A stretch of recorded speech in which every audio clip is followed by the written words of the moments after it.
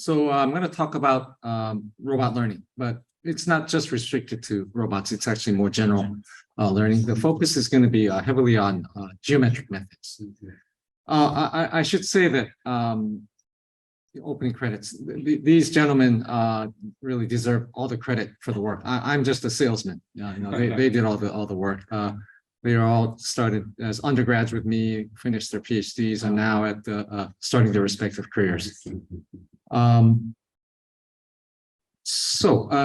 Just maybe I'll start off with 3 recent events. So I wrote a book on robotics with Kevin Lynch called Modern Robotics. And first version came out 2017. And now the publisher says, maybe it's time for a revised edition. So I said, so soon? But I said, no, you have to do this. So we started going through the chapters. And there was a chapter on grasping, robot grasping. And so I thought, of course, this material should be in there. But Kevin, my co-author, said, nobody does grasping this way anymore. It's all deep learning. So all the classical methods using physics to calculate whether a grasp is a forced closure, stable, nobody does it that way. We decided to keep it, but these are the kind of questions that robotics, I think, researchers are facing in terms of education. Second event is ICRA is our flagship conference in robotics. It was in June in London, and we just started a new competition called the Quadruped Challenge. You've seen quadrupeds on YouTube, I'm sure. Very exciting competition, actually. These quadrupeds have to navigate very uneven terrain, and you can basically divide the entries into sort of 2 camps. One that believes in model-based methods, model predictive control, sort of classical control methods. And then there's the reinforcement learning camp. And the 2 are almost like quasi-religious sects. They really believe in their approach. End of the first day, the RL-based teams were not very successful. The robots were really struggling. Next day, after they'd done some learning, they were doing actually pretty well. And I heard some of the NPC teams, the control teams, saying that maybe it's time to give up on control and go to the dark side of reinforcement learning. Oh, really? Again, it's not. There's no clear-cut answer. There's debate both ways, strengths and weaknesses of both. I don't think it's. You can say that one method is definitely other, but these are the kind of questions arising. The third event is we had a panel 2 years ago on the future of robot manipulation. Again, here the question was, is end-to-end learning for robot manipulation possible in the way that it's possible for vision and a lot of the sort of text and language processing tasks? And you'll see, if you look very carefully, you'll see Sergey Levine at the bottom row, and of course, you can probably guess which camp he's in. So the question that I think many in robotics are sort of addressing right now is model-based or learning-based. Robots are becoming more and more high-dimensional. They're performing more complex tasks in unstructured, uncertain environments. So the limits of these traditional model-based methods are becoming more apparent. Things like friction, elasticity, very challenging to model physically. And of course, the models are only as good as the accuracy of the parameters. How long is this? How heavy is this? What's the inertia? If those are off, your models are not very good. And so, given the increasing complexity of the robot, of the challenges, there's this sense that, deep learning, maybe that could be the solution to all of our problems. And of course, this is true across many disciplines. Some ask the question, will sort of model-free based machine learning make sort of classical methods based on robot models obsolete? And the answer is no, not for now, and probably not for a while, although I'm going to sort of back off on that. Before I said that with certainty, I'm less certain. But I think it's, there's a general consensus that no, we still need models and model-based methods. Robots, I think personally that robotics is the frontier. For those of you who believe in end-to-end machine learning, come to robotics. the problems are just immensely challenging. The data requirements are just prohibitive. And so you need models to really, you need to leverage models to use these data-driven methods. And so the message that I try to deliver today is that differential geometry offers a very powerful set of techniques that can help you leverage these models for learning. I'm going to talk about sort of three different aspects. One is identifying model parameters. The other is designing better latent space representations and task-specific models. And the third is, if I have time, I'll talk a little bit about equivariance. Okay, so 3X. I'd like to start up by just talking about geometry in general. And I noticed that among your seminar speakers, forthcoming seminar speakers, you have some who are going to be talking about non-Euclidean data. And so I think this could be timely. And I'm guessing that several of you are working on sort of geometric aspects of learning research. So some of you, this may be very basic, too basic. Others, you might find this interesting. So Gauss, he's right. Just nothing more need be said than when you talk about geometry, talk about Gauss. He was a pretty practical guy, believe it or not, and he was motivated by a lot of practical problems. And the practical problems in the 15th century was map making. You have to. People are trying to figure out how to go from point A to point B, and so they're using the stars to navigate. So having accurate maps is very important. So that was the practical problem of the 15th century. And if you look at this, from a distance, this may look like just different variations of a black and white cow. But if you look very closely, these are actually maps of the Earth. Very different. Okay, so here's one map, the one that's probably most familiar to us. And so I posed a question here, it'd be nice if straight lines on maps were shortest paths on the sphere, but, of course, we know they're not.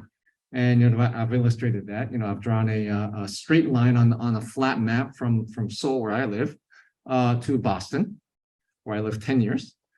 And if you actually plot that actual path on the two-dimensional sphere, the globe, it looks like that red path.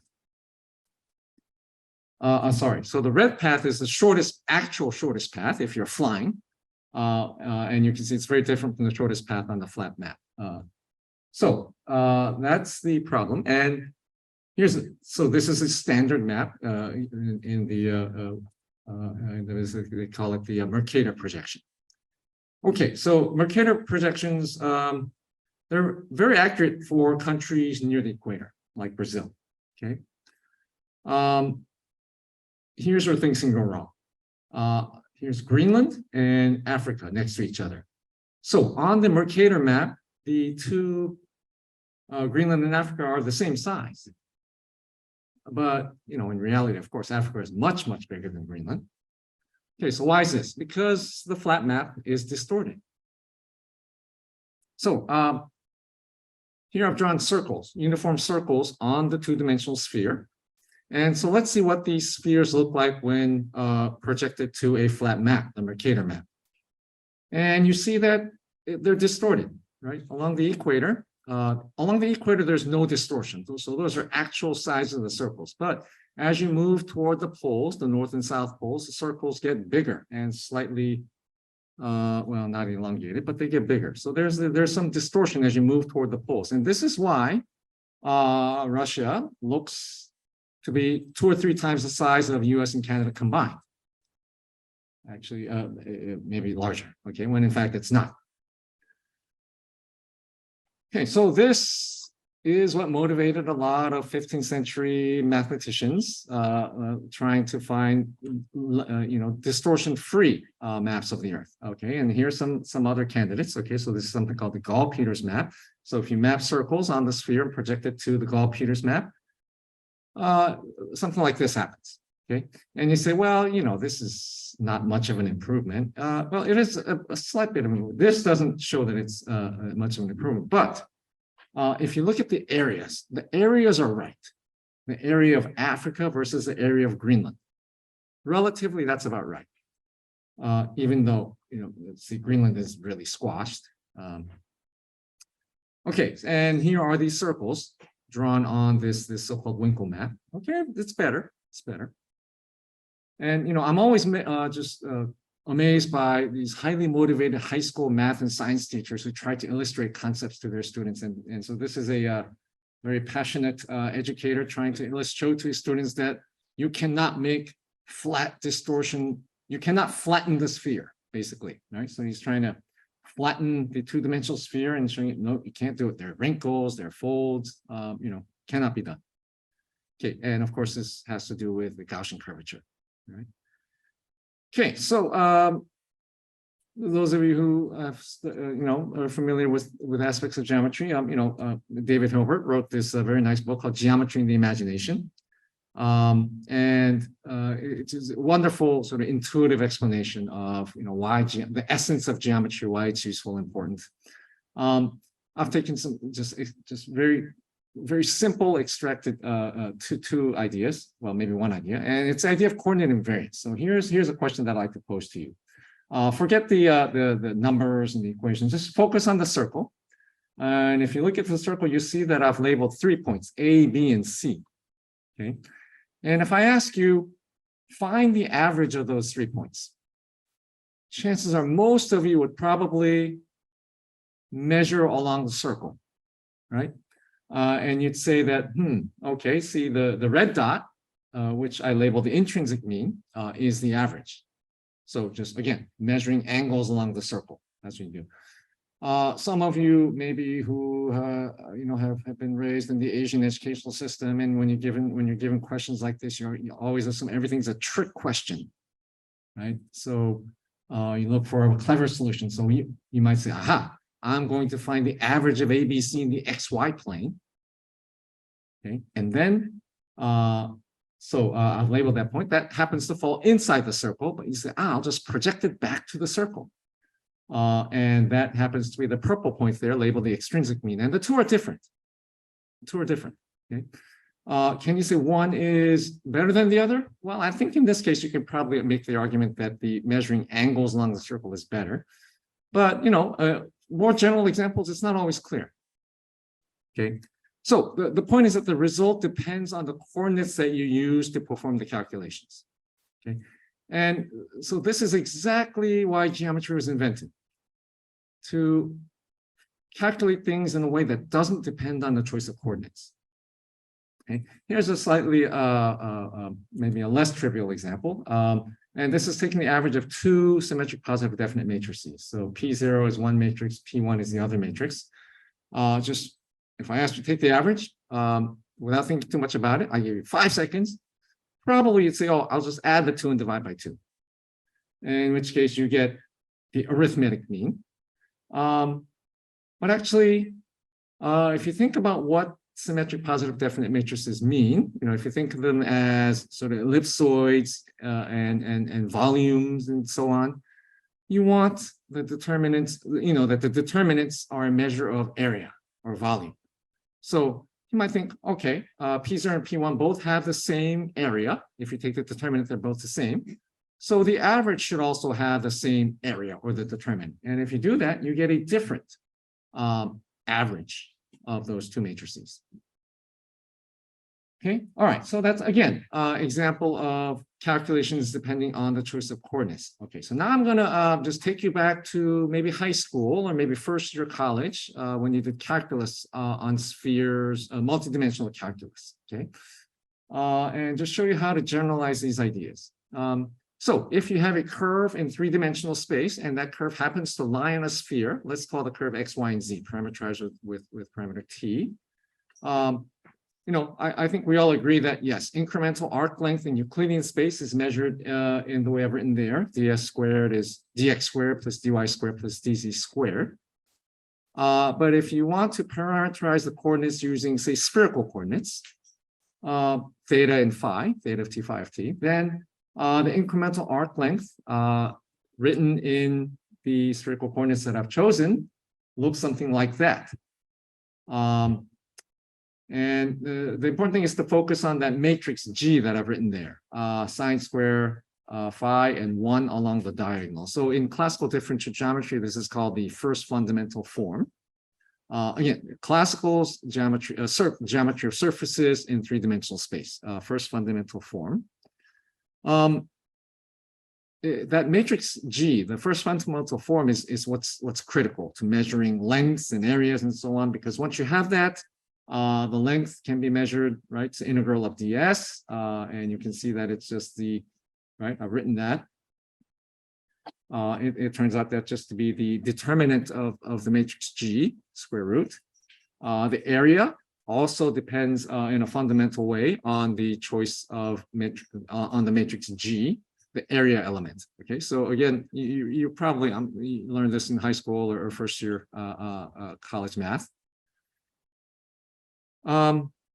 Okay, so here's the setup. So we have some terminology. So theta and phi, the circular, the spherical, the polar coordinates, they're local coordinates. The matrix, okay.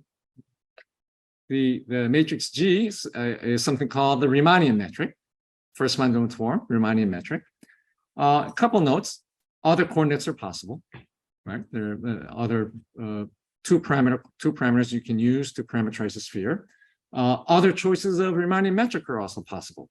When I said Euclidean, like infinitesimal length in Euclidean space is dx squared plus dy squared plus dz squared. Yes, in the Euclidean world, yes. But you can make the case for other ways of measuring infinitesimal length. And I've written maybe a slightly more general form at the bottom. So just put in a arbitrary 3x3 symmetric positive definite matrix A in the middle. And really, Riemannian geometry, Riemannian manifolds is just a generalization of what I've just explained to you, the calculus on spheres, to higher dimensional surfaces embedded in higher dimensional space. So a differential manifold, think sphere in three-dimensional space. Now think a m-dimensional manifold M in a higher dimensional n-dimensional space. Local coordinates, the theta, phi were local coordinates for the sphere. For this manifold M, you can also set up a set of M local coordinates. Riemannian metric, the matrix G, right? How are you going to define infinitesimal arc length in n-dimensional space, data space, if you like? And when you've decided, yes, this is the one that makes sense for this problem, then you project that to the manifold and get your first fundamental form, just as we did for the sphere. That's your Riemannian metric. And once you have that, you can just go to town. You can start calculating lengths of curves. You can calculate volumes. And so this is what allows you to, once you are able to measure distances and volumes, now you can start doing clustering. You can compute averages, all the kind of things that we do in machine learning. Okay, so now you can even take that further and think about mappings between manifolds. One manifold to another manifold. Set up local coordinates on both manifolds, choose your metrics. And so this is the kind of setup that in robotics, people knew about this for quite some time, and it's actually I wouldn't say it's mainstream, but they're not. I think it's those who are in this business are quite familiar with the idea of thinking of robots as mapping these wrappings between manifolds. I just throw this in here because I don't know, any of you know the heavy metal bands from the 80s and 90s, guys with long hair and they take themselves maybe a little bit too seriously. So this is a movie that kind of parodies the heavy metal groups from the 80s and 90s. It's a movie called Spinal Tap, and there's one scene in the movie where this band called Spinal Tap, they're saying that they're the loudest band in the world. They're the loudest band in the world. And the interviewer asked, well, why are you the loudest band in the world? And he shows the interviewer his amplifier. He says, if you look at my amplifier, most amps go from 0 to 10. Our amps go from 0 to 11. So our amps, so that's why we're the loudest band in the world. So, the universe says, well, couldn't you call you 11 to 10 and just, call it the same thing? He didn't understand the question. Okay. Actually, I was an, editor for the transactions, and one of the reviewers, I'd reviewed a paper which was not particularly good, but I sent it to review. The reviewer came back to me and said, this paper reminds me of this movie. He says, this guy, basically his claim is that his paper goes from 0 to 11, whereas others go from 0 to 10, so therefore his is better. Okay, so this is exactly the question of coordinates. If you're going to compare your work to somebody else's, you got to make sure that you compare it in a way that doesn't depend on the choice of coordinates. And more fundamentally, it's geometry that's missing. Okay. So with that introduction, Act 1, so let's now move to Act 2. So I want to tell you about robot models. Okay, so I'll go through this fairly quickly. So here's a typical robot, an arm. Okay, so we have something called kinematics. So that's just the connection between joints and where my hand is. Okay, so those are equations relating the angles of my joints with the position of my hand. That's a kinematics. Dynamics is a little bit more complicated. We have motors attached to our joints, and the motors apply forces and torques. And we all know F equals ma. Forces and torques are what cause motion. So these are the dynamics equations relating the torques applied at the joints to the motion of the arm. Okay, complicated. Here's a typical arm. It's a 6-degree of freedom industrial robot arm. Considered pretty simple. It's a very standard, simple design. Here are the dynamic equations. And, they're really small. Cosine is C, sine is S. We've used all sorts of abbreviations. I mean, this was for just the 2-link arm moving in the plane. This is now for something like a human arm. Actually, it's even simpler than the human arm, moving in 3-dimensional space. Dynamic equations get this messy. This is page 2, and this is page 3. Okay, so the models can get really scary. So just imagine, the robots that you see on YouTube, humanoid robots with 2 legs, 2 arms, carrying backpacks, and it's a mess. It's a mess.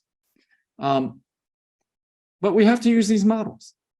So what are the applications? Well, there's control, motion optimization. You need the dynamics to be able to compute most efficient motions. What's the motion for this robot to carry the heaviest object possible, right? Sort of kind of a weightlifting motion. Human robot interaction, measuring, collisions. These are all applications of motions. And here's one that's being used quite a bit in the age of machine learning, and that is to generate data for reinforcement learning algorithms. So because generating data is so difficult, people rely on simulators, physics-based simulators. And of course, you need models of robots for that. So in the business, we call it sim to real. All right, so robot models only as good as the accuracy of the model parameters. And obviously we cannot measure everything. We cannot, we can't take the robot apart and measure every link and then measure friction and elasticity. So this raises a question. Well, how accurate does a robot model need to be in the first place? And so for robots in factories like this, simple models are good enough. The more complex the robot becomes structurally and more complex the task becomes, then you start needing more sophisticated, more accurate models. So here's a robot doing locomotion. So even here, you don't need maybe the full-blown dynamics. For collision detection, okay, you start needing more accurate models. And the thing is, robots just don't move. They have to pick up objects. What good is a robot if a robot just waves? You want it to interact with objects in the environment, pick up things, move things, so on. That changes the dynamics. So here's a typical humanoid. It can have up to 500 parameters. These are masses and lengths and inertias. And to estimate these things, you have to take measurements, right? You have to measure the motions of the robot. It's hard. You need a lot of sensors. Sensors are noisy, expensive. And in the end, when you try to measure, identify the parameters, it ends up being a huge non-convex, highly nonlinear optimization problem, very sensitive to initial conditions. And these are the kind of measurements you have to do. This is what you have to do to the measurements. You have to tie a robot down, right? Move its leg and measure. Or in the case of a humanoid, strap it to a wall, measure.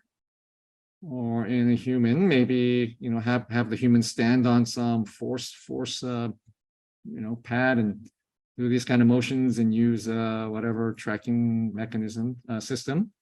They're usually not very accurate, right? So so many parameters, measurements are lousy. Often people just give up and say, hell with it. Let's just use the CAD model parameters. That should be good enough. Okay, I'll skip this. So this explains the procedure for identifying the models, the parameters of a robot model. So in the interest of time, let me just jump to this. Okay, so you tie a robot down, you have the robot perform movements, right? And you measure the joint angles, joint velocities, joint accelerations, the forces at the joints. And then you have a model, right? And you try to match the model parameters with the actual measured motions, right? So this is standard identification problem. And ends up being, as I said, an optimization problem. In many cases, it's a least squares problem. Something interesting with physics-based models, and that is that laws of physics impose some geometric requirements on the parameters, and here's one. So if mechanics is new to you, we have something called the inertia. If you have a rigid body has mass. It also has a 3x3 symmetric positive definite matrix reflecting the inertia. So that kind of it's a reflection of the shape of the rigid body, the object. And there are some requirements on this. It's a symmetric, it has to be symmetric, positive definite, and a little bit more. There's something called the sort of triangle inequality requirement for rigid body inertias. And then you have to measure. So you have to make sure that the measurements are rich enough. You can't just have the robot just doing this. It's not very rich. You have to have it perform a lot of sort of complicated arbitrary motions to generate exciting trajectories. And if you do all that, and you use your standard least squares optimization solutions, the figure on the far right, that's the kind of result you get. It's terrible, right? So this is supposed to be humanoid. And you do the measurements reasonably accurately, you get something that looks nothing like a humanoid. Okay, so usually the situation is not this bad if you just focus on simple industrial robots with low degrees of freedom, and you're in a lab setting, you have very good measurement equipment. Really straightforward. That's no longer the case now. People want to use off-the-shelf sensors. People want to work with real humanoids. And so you have to see if you can come up with better algorithms. And here's one case where you can actually make use of the geometric properties of symmetric positive definite matrices. And in machine learning also, right? I think many in the community are now aware that when you want to measure, say, the average of two symmetric positive definite matrices, just adding and dividing is not the best way to do it. There's a geometric better way to do it. And that's also the case for the material, so the rigid body properties.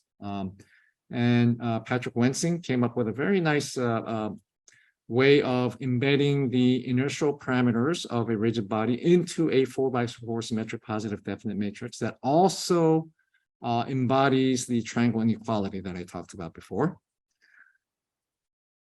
So anyways, set it all up, ends up being a least squares problem. So you're given A and you're given B, and you're trying to find this very large vector phi, right?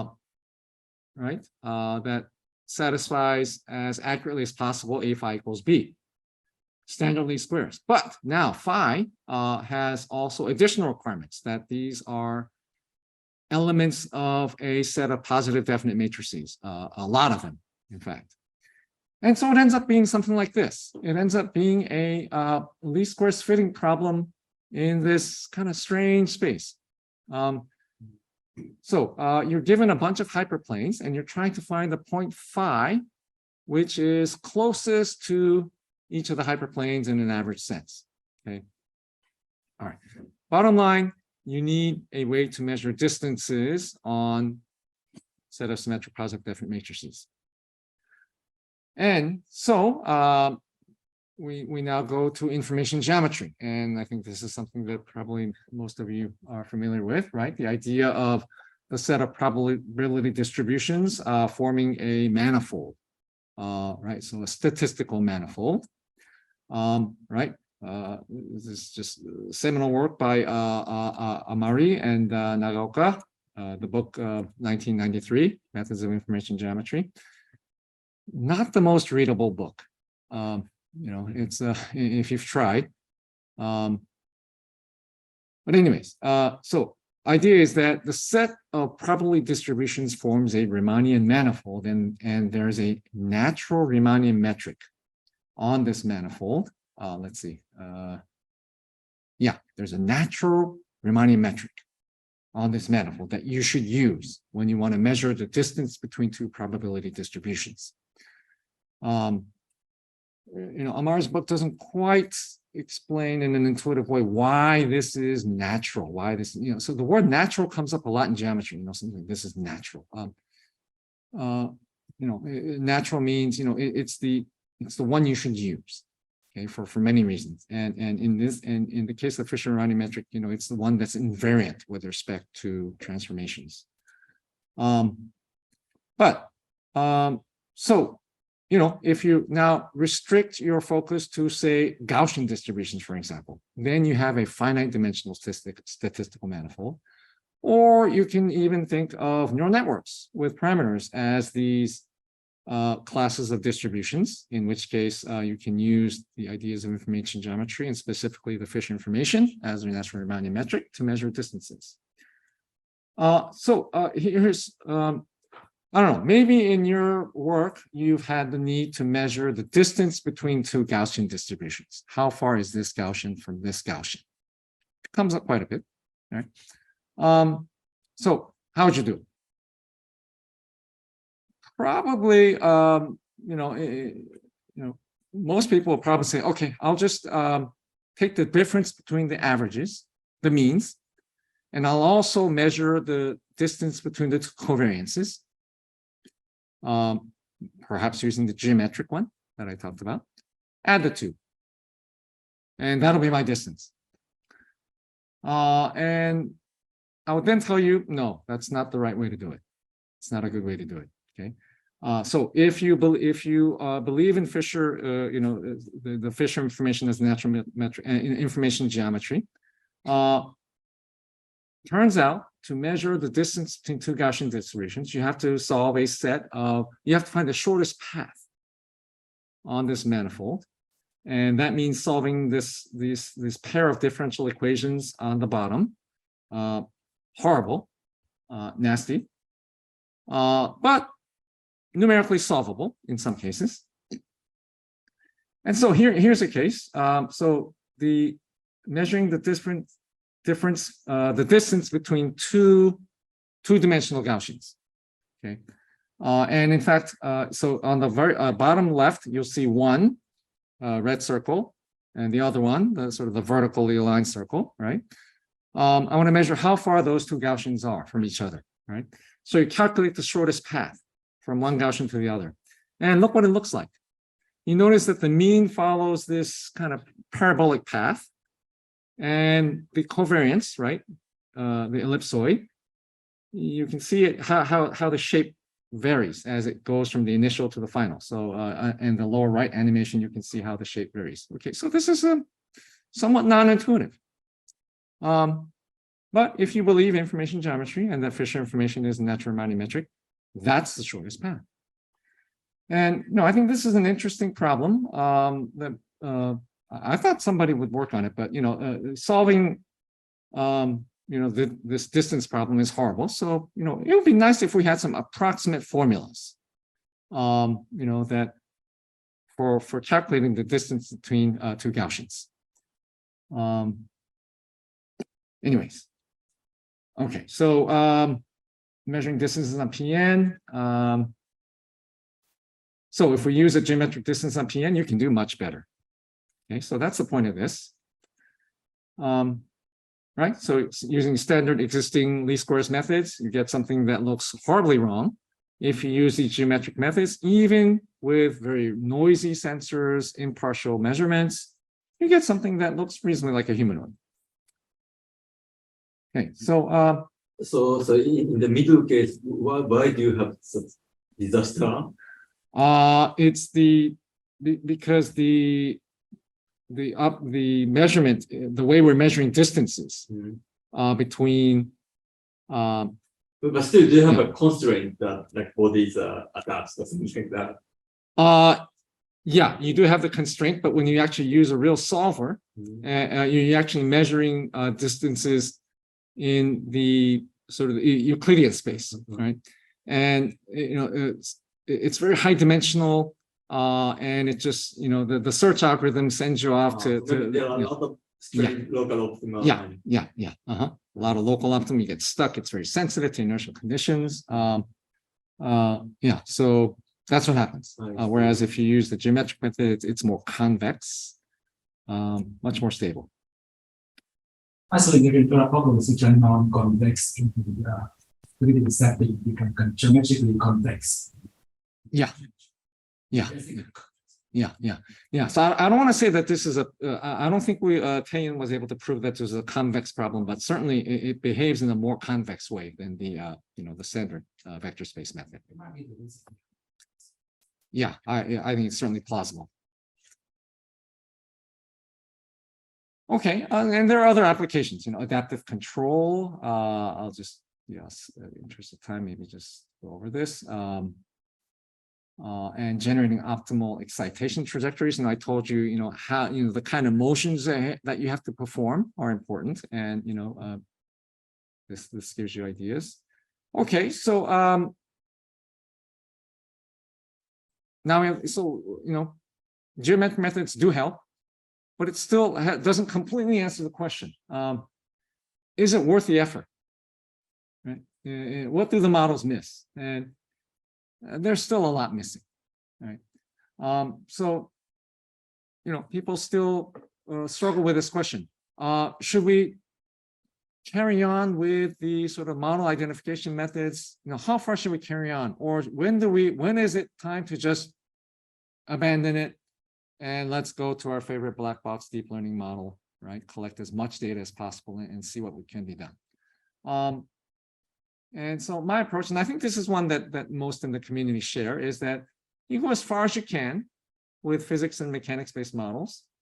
And when they start showing shortcomings, that's when you start pulling in data-driven methods, sort of machine learning methods.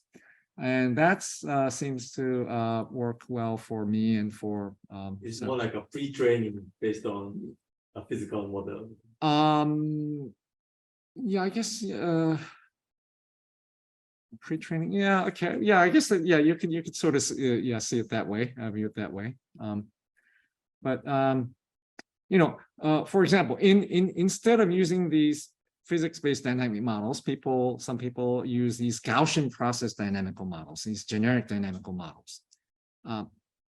Personally, I don't find them very useful.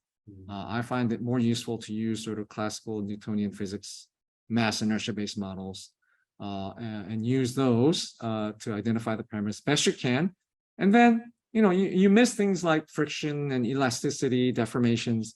For that, you add another term. And maybe that one you can use, deep learning function approximation to model the sort of the hysteresis or friction or other nonlinearities. And that seems to work well for me. But again, this is still, I think, kind of open. Okay, shifting gears a little bit. So again, this aspect is not, I think, just restricted to robotics, but to more general learning problems. But the motivation arose from problems in robotics. And, here we are looking at problems in robot learning. Robot learning how to pour water in a cup, for example, or push blocks on a table.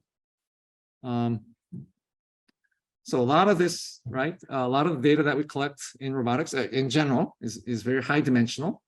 But the data lies on some lower dimensional, most likely curved space, right? It's the manifold hypothesis. And if this were not true, there's not much we can do, That's right, classical example. So this is Mr. Yonghyun Lee. Right, so just the mere action of rotating your head, seeing an image space, it's very high dimensional, but right, it's actually just a one-dimensional motion. And other examples, okay, and these are sort of the motivational problems that drove this research. Okay, so manifold hypothesis, it has to hold in order for any of this to work. And so, the more general problem of manifold representation learning, right? We have a very high dimensional data space with data points. And, the underlying assumption is that they lie on some lower dimensional manifold. And so the task is to find this manifold and to find a coordinate space representation. And so if you go back to the sphere problem, this is exactly the sphere. We have a manifold. The sphere now becomes a general multidimensional surface in a very high dimensional space. We want to find local coordinates for this manifold, right? Maps of the Earth, remember? But there are millions and millions of different types of maps. Which map is the best map, right? Right. So a map that minimizes distortion in some sense is what we want. Okay, and just as an illustration, the autoencoder is really nothing more than a way to represent a manifold in sort of Euclidean space. So there's the high dimensional data space. Now it's think sphere, points on a sphere. We know it's two-dimensional, so we project it to a two-dimensional space, or the latent space here. That's what the encoder does. And then the decoder sends it back up into the original data space, right? So we want the latent space representation to be accurate in that if the 2 points in the data space are far apart, they should be far apart in the latent space. If they're close in the data space, they should be close in the latent space, right? So distances are preserved, angles are preserved is what we want. So I love showing this because I didn't make it. Mr. Yonghyun Lee made it, and it probably took him a whole day to make it. And I'm showing it in 10 seconds. So thank you, Mr. Lee. Right. So again, right. So this is all the rage these days. These generative methods, models. Yeah. Question. There's any way to determine the latent space, the dimension of latent space? I think it's how to decide the size. Yeah. Good question. So I kind of brushed that question under the rug. The question of if you don't know the manifold, right? What do you know? How do you know the dimension? So there are methods for right. If you have a bunch of points in space, getting estimates for what the appropriate dimension of the manifold is. I think if you search the literature, there are methods for that. There are also methods for ways to estimate a Riemannian metric. So underlying all this, and I'm glad you asked that question, because if you want to use the differential geometric machinery, the underlying assumption is the manifold, the Riemannian metric. But in machine learning problems, you don't know the manifold, you're not given a Riemannian metric. Those are the choices that you have to make. Okay, and I think that's where the engineering, the applications, the physics comes in. So yeah, it's a good point. Okay, so again, right, generating faces, again, you can view that from this perspective. Okay, and so the distorted latent space, right? So we want a straight line in latent space to correspond to a shortest path in the curved space, as much as possible. It's not always possible, but okay, it would be nice if it were. And so, yeah, I'll skip this, right? Okay, so it turns out that in differential geometry, there's this well-developed machinery. It's about 50 years old, I think. People have thought about this problem. How do you map one manifold into another manifold in a way such that it minimizes distortion? Okay.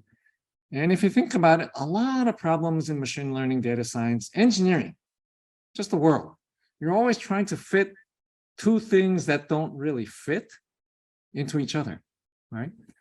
So it turns out that there's this well-developed machinery in geometry for addressing precisely that problem. And it starts with this. So you have two manifolds, M and N. You have to know what the manifolds are in this setting. And you're trying to find a mapping from M to N. So you want to map points in M to points in N. And you want to do this in a coordinate invariant way. Very important. You have to choose coordinates for M and N. You might, person A might choose one set of coordinates. Person B might choose another set of coordinates. Use this formulation. They better get the same results. If they don't get the same results, it's not coordinate invariant. Okay. Okay, so you choose Riemannian metrics in the two spaces. Has to be coordinate invariant. And so this is just these formulas. Again, you see the Riemannian metric popping up. Yeah, right. G and H, lengths, right, and volume forms, and basically a mapping is distortion free. That means it maps distances perfectly to distances and angles perfectly to angles in the domain and range, if it satisfies the condition at the bottom there. So J is the Jacobian, or the derivative of the mapping from M to N, input to output. And if it satisfies that condition, so G is the Riemannian metric in the input space, input manifold. H is the Riemannian metric in the output manifold. So if that condition is satisfied at all points in the input space, input manifold, then you have a perfect isometry. You have a completely distortion-free map from the input to the output.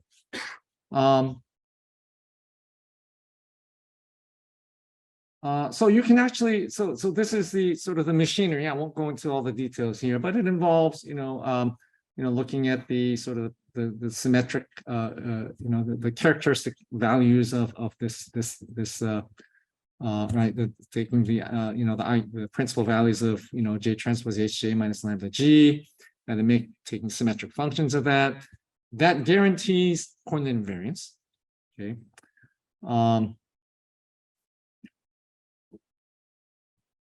And so you actually have a hierarchy of mappings, right? Best case, isometry. Everything is preserved perfectly. Most cases, impossible, right? Sphere to the plane, impossible, right? Okay, but then you have a notion for isometry. So you can use that as an objective function. And then you have something called scaled isometry. You might say, okay, forget about trying to preserve both distances and angles. If I can just preserve area, I'm happy. And remember at the very beginning, we showed you the Gall-Peters map where the Greenland and Africa, the areas are preserved. If that's good enough for you, okay, then area preserving is the way to go. There are other there's a whole hierarchy, and this is what Hilbert talks about in his book in a very nice, intuitive way. So it's a fun piece of reading. Let me just here's a physical analogy. Let's say you're trying to map a flat sheet made out of rubber onto a sphere. Okay. How should you map this flat sheet onto this sphere so that it minimizes distortion? Well, it's made out of rubber. So you wrap the rubber around this 2D sphere, you sew it all together, and then you let it sit. So what happens to the rubber, right? It goes to elastic equilibrium, right? Goes to some elastic minimum energy state. Okay. So in the literature, there's something called the theory of harmonic maps. And that's what the harmonic map is. So if you're trying to map one manifold into another, and you do this analogy of this elastic M input wrapped around this marble, or steel output, right? And you let the elastic energy settle to some equilibrium, minimum energy state. That's your harmonic map. So you can use this idea to actually generate sort of latent space representations. In that case, it would just be taking a curved manifold and mapping it to some flat manifold, right? And these are just sort of results showing that yes, if you take this geometric distortion measure, you can do better. Those of you, maybe you've seen this paper, or better yet, you've seen the video by Malcolm Bronstein. It's a spectacular YouTube video lecture. But here they talk about what if the data are not points drawn from vector space, but points, but the data points themselves are actually points on a manifold. For example, maybe the data you've measured is a covariance. Okay. Maybe the data you've measured is a subspace. Okay, and so this draws attention to that problem. Doesn't quite focus on the distortion aspect that I talked about. But the framework that I just showed you also, it's the natural way to handle non-Euclidean data, thinking of it as points on a manifold. Okay, so rotations are an example. Diffusion tensor MRI images, DTI imaging, hyperspheres, mass inertial data. Lots of examples where the data is non-Euclidean. I do see that you have a seminar speaker, I think a few weeks from now, talking about non-Euclidean data. Okay, and more examples, right? If you use the geometric coordinate invariant methods, you can do much better. Autoencoder training, also, regularization. When you set up your regularization term, taking into account geometry will help.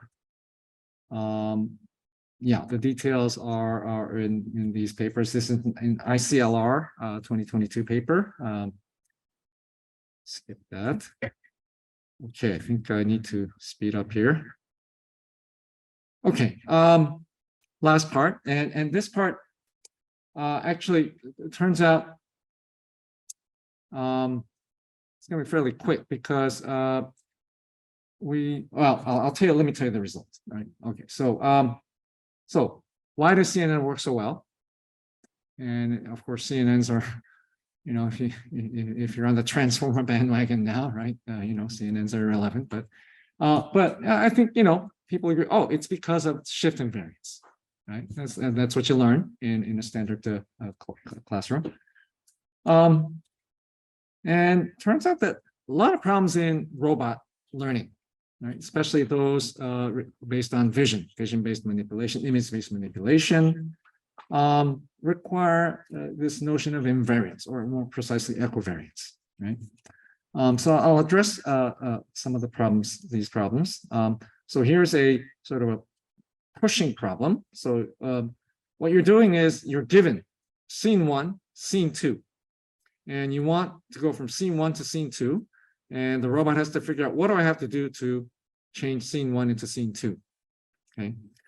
All right, so you have to move objects around, push objects around.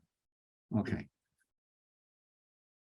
So, this is a mechanics problem, and, most, engineers would say, oh, okay, I know the masses, I know the shapes, and I'll just solve the dynamic equations. But here, no, you're just using images, vision, video.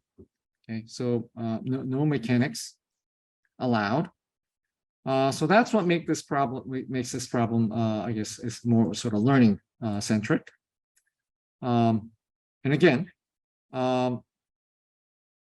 unseen objects, right? You can't use analytic models. And here are some examples of data-driven models. Generalization isn't very good. So, okay, so this is the important part. So what properties should an ideal model have? A model here, like a deep learning network, for example, right? They need to be, and I guess most of you probably are you're experts in the field. So equivariant. So in this case, with respect to SE2, which is the set of planar translations and rotations, right? So if I change the problem from scene 1 to scene 2 is just a rotated and translated version of scene 1. I don't need to retrain a whole network, collect data, do all that again, right? If I make sure that what I learned is equivariant with respect to SE2. Okay. So it turns out that a lot of the the models used in robot learning are not equivariant. People are just now sort of catching on to the importance of equivariance. And I was just at the ICLR conference with Masashi actually, and I was just stunned to see the number of papers with the word equivariance in the title. It just just increased exponentially.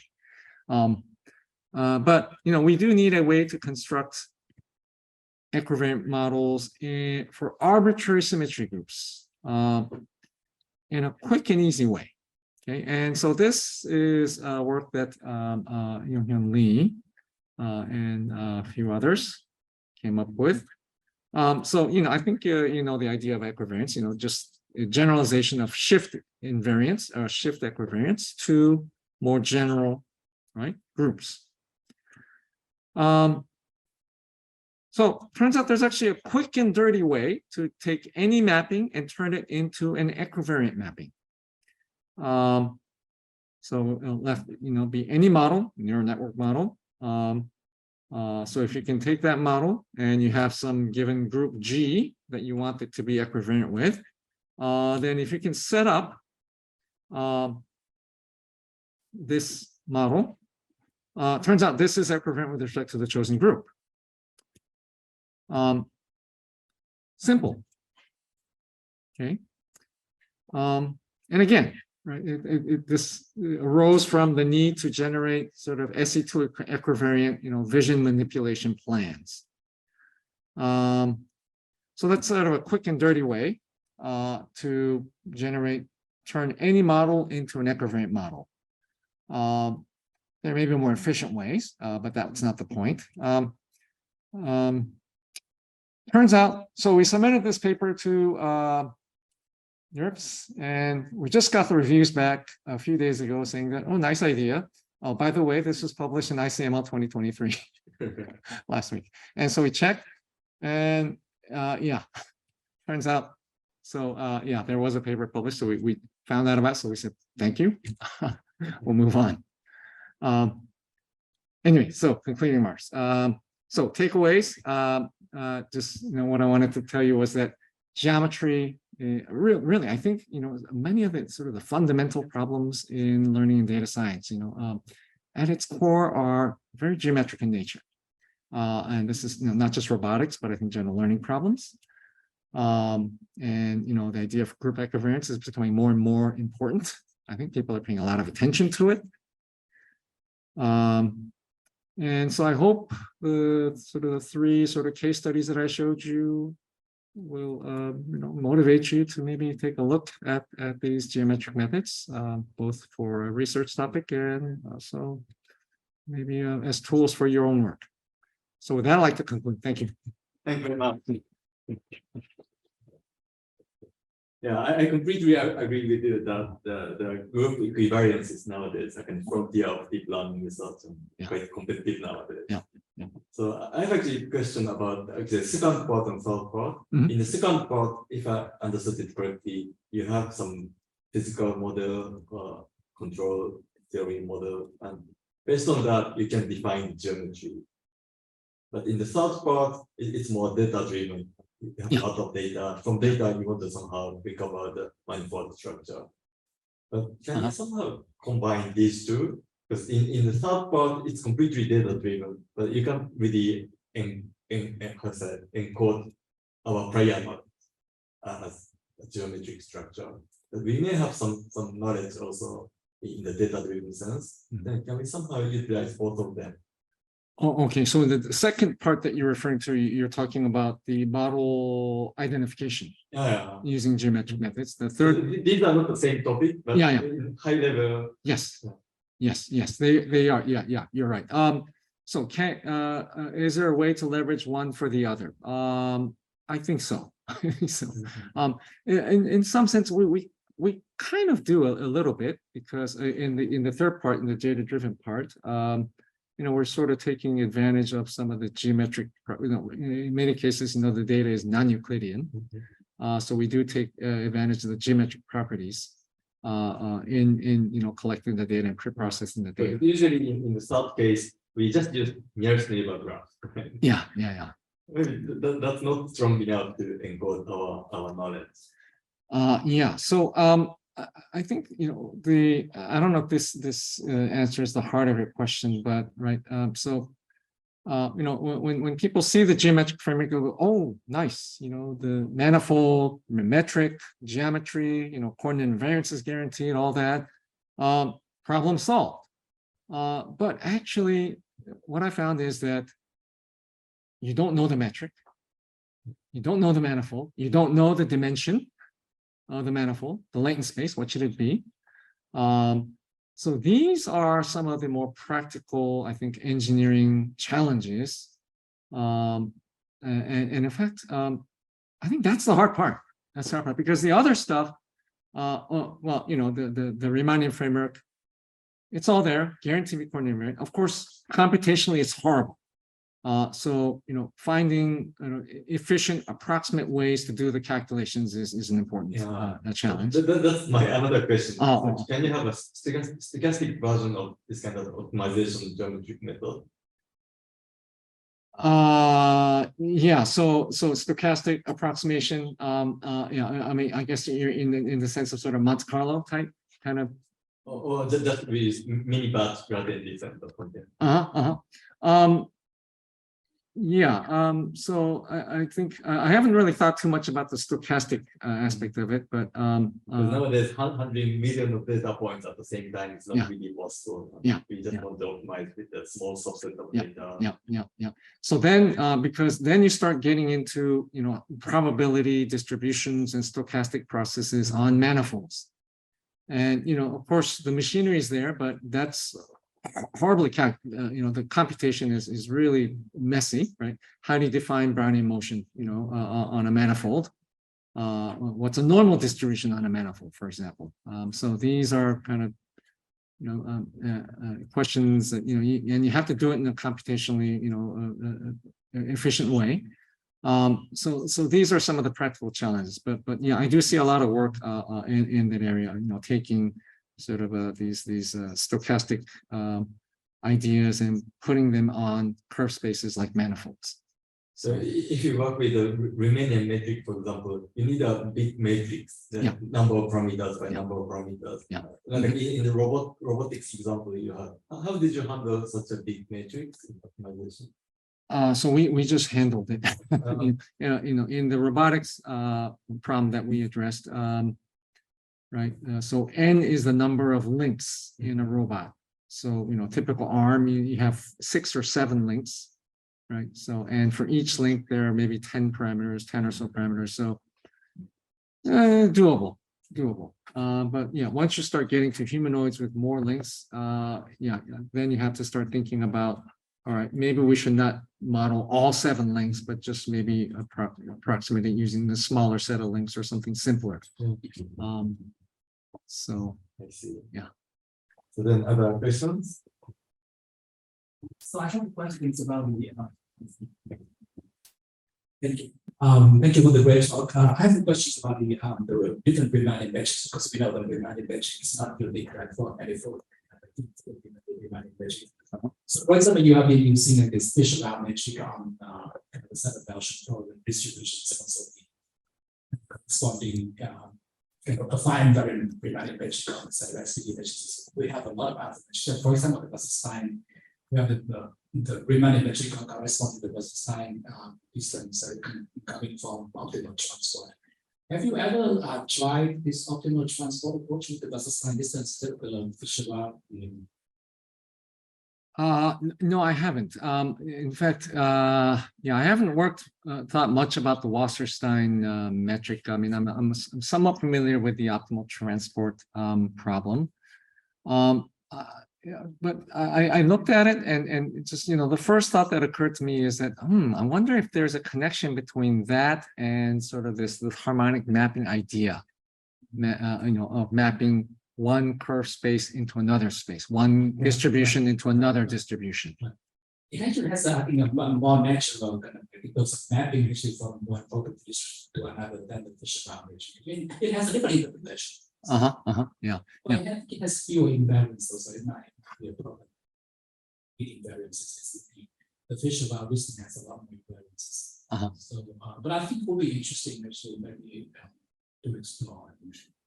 Yeah. So I mean, it's an interesting question. So viewing a right. So map one probability distribution into another probability distribution using this idea of optimal transport. You have a cost function. What if you thought of this probability distribution as a manifold, and this probability distribution as another manifold in some appropriate way? Then you try to define appropriate reminding metrics, and then use the distortion setting. How does that, relate to the Wasserstein metric? I think they're different, but there could be some connections. So I am curious. Yeah. Thanks a lot. Other questions? The second chapter, you talk about model identification, and in there you try to make some simulation of from the sensor data to generate the ocean of the human. So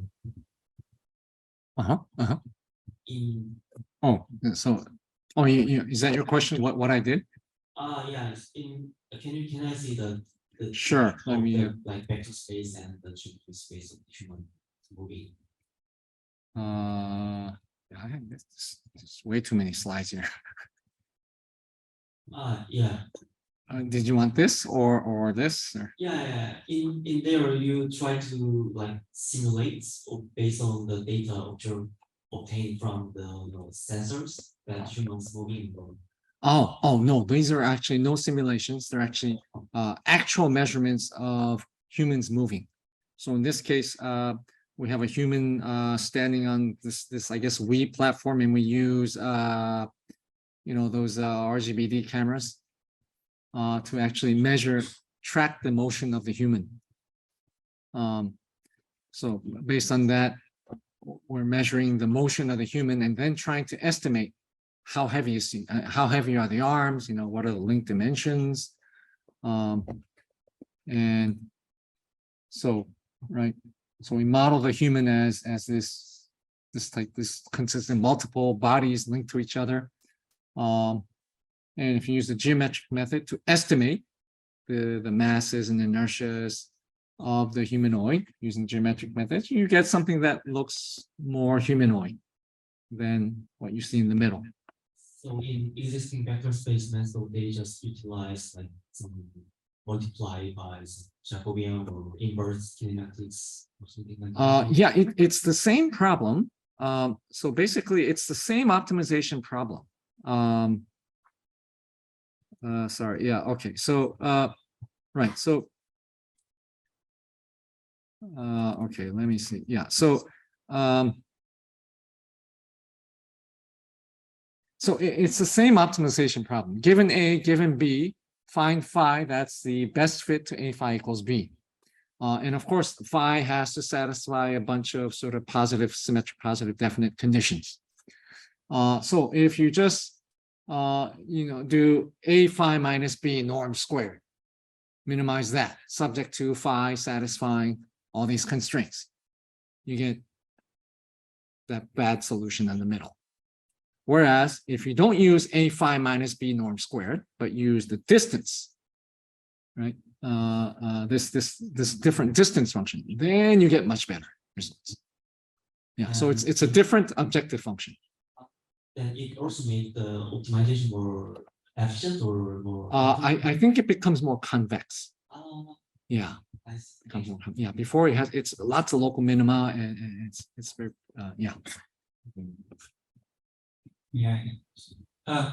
Yeah, I was wondering about this also, like here, I guess it depends on the way you solve it, right? So like in the first case, I think maybe you just put some sort of Lagrangian kind of penalty term and then try to maybe minimize it in a naive way with the square cost on the A phi minus B. Whereas in the other case, you consider a difference, not an L2 norm, but a different norm, right? In that case, given by that metric. So then it kind of is a way to enforce maybe the constraints more exactly somehow, I guess. It's a good way of putting it. Yeah. Also, I was reading recently about optimal transport. So I had that also thing in mind when I saw your slides. For instance, it seems that there is like actually an analytical solution for the different kind of the cost to move the Gaussians between each other, right? So that was kind of interesting. Where in your case, I think you have to kind of solve these problems to move one Gaussian to another, right? In that case. Now for the Fisher route, that's also goes on wrong. If the mean, if the mean is same. Okay. Sorry. So I think optimal transport can also be used in most of these cases. It seems the KI divergence is kind of It's another metric, right? Yeah, it's KI divergence is replaced with Wasserstein time.